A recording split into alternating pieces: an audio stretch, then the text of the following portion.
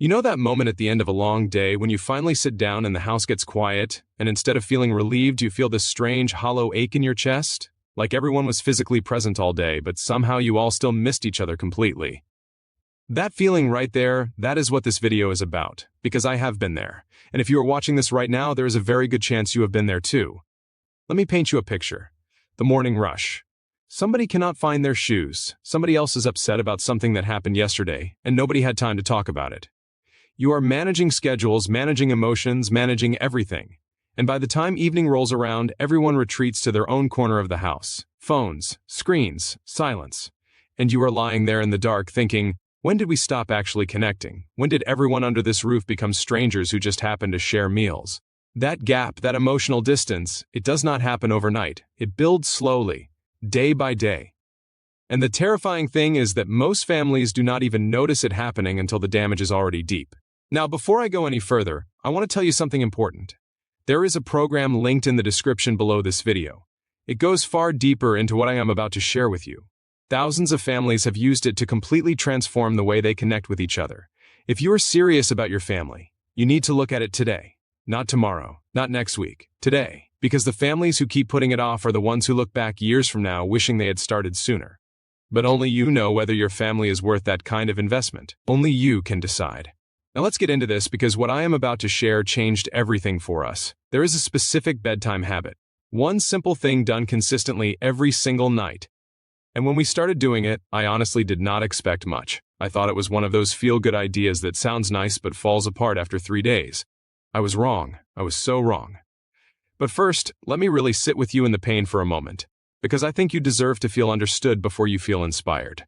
Here is what nobody talks about. The loneliness of being surrounded by people you love and still feeling unseen. You pour everything into keeping this family functioning. You sacrifice sleep. You sacrifice personal time.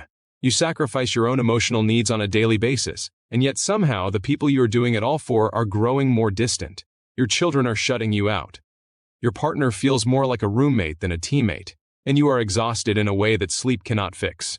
Research from family therapy institutions consistently shows that the #1 complaint in struggling families is not conflict. It is disconnection. Families are not falling apart because they fight too much. They are falling apart because they stopped truly communicating at all. They stopped being curious about each other. They stopped creating moments of genuine emotional safety. And here is the brutal truth. That window does not stay open forever. Children grow up. Teenagers pull away. The habits and patterns that get established in your family right now, today, this year, those patterns either build a foundation of closeness or they cement a wall of distance. There is no neutral ground. Studies in child development show that children who feel emotionally connected to their parents at home are significantly more resilient, perform better academically, have stronger mental health outcomes, and are far less likely to seek belonging in dangerous places outside the home. We are not talking about small differences here. We are talking about outcomes that shape the entire trajectory of a person's life. And what does it cost to build that connection? Money? No. A complete life overhaul? No. It costs about 15 minutes at the end of the day. 15 minutes done with intention and consistency. Here is what we started doing. Every single night right before sleep, we started doing something called a 3-question check-in. And I know that sounds almost too simple. I know, but stay with me because the simplicity is actually the genius of it. The first question is this: what was the best part of your day? Not how was your day, which gets you a one-word answer, but specifically what was the best part? This question does something remarkable. It trains the brain to look for good things. Over time, families who practice this consistently report a measurable shift in their overall emotional tone at home. There is less complaining, there is more appreciation, the atmosphere literally changes. The second question is the powerful one. What was the hardest part of your day? Not what went wrong, not what made you angry, but what was hard for you today? And you listen, you do not fix, you do not advise, you do not minimize, you just listen and you say, "That sounds really tough, I hear you." And in that moment, something profound happens. The person being heard stops feeling alone in their struggle. That simple act of being witnessed, of having your difficulty acknowledged without judgment, that is one of the most healing experiences a human being can have. And you can give that to the people you love every single night for free.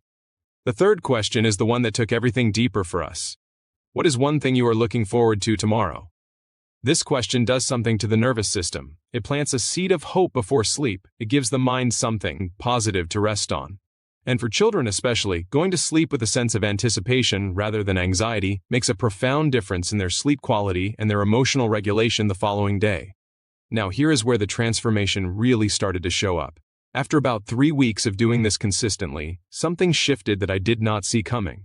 They started asking us those questions back, unprompted, without being told. They started becoming genuinely curious about our day, our struggles, our hopes. Suddenly the conversation was flowing in both directions and it felt like we had rebuilt a bridge that had been crumbling for years. After 2 months, we noticed that the daytime conversations had changed too. Because once you have established a daily ritual of emotional honesty and curiosity, it bleeds into every other part of your relationship. Kids who feel safe to be honest at bedtime start being more honest at dinner. Partners who practice listening at night start listening better during arguments. The habit creates a ripple effect that touches every corner of family life. Families who have worked with leading relationship psychologists and family systems experts on this exact type of structured connection, ritual report reductions in household conflict within the first 30 days. Not because the problems disappeared, but because the emotional safety increased enough that problems could be addressed with less defensiveness and more compassion. One thing I want to address directly because I know some of you are thinking it. You might be thinking, this will never work in my house. My kids do not open up. My partner is too tired. We have tried things like this before and they fizzle out. I hear you. I genuinely do.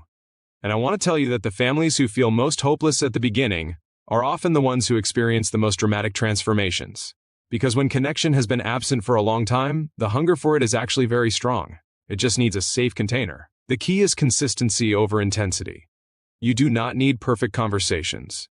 You do not need emotional breakthroughs every night. You just need to show up for 15 minutes with the same 3 questions and genuine, unhurried attention. That is it. The showing up is the message.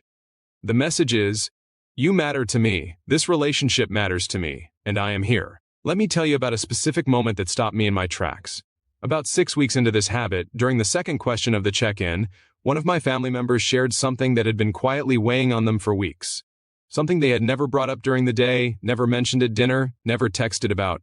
But in that quiet, consistent, sacred space of the bedtime check-in, it finally came out. And when it did, the relief on their face was something I will never forget for as long as I live. That secret weight, that carried burden was lifted. And it was lifted not because anything was solved in that moment, but because they no longer had to carry it alone. That is what connection does. It transforms the weight of being human into something bearable, into something even beautiful. Now I want to speak to the parents specifically for a moment. Every single evening you spend doing this with your children is an investment with compounding returns that most people cannot even quantify. You are building trust they will draw on during the hardest moments of their teenage years. You are modeling emotional intelligence they will carry into their own future relationships. You are giving them a template for intimacy and safety that most adults spend decades in therapy trying to reconstruct. You are doing that now, tonight, with 15 minutes and 3 questions. The cost of not doing this, the real cost, is not something you feel immediately.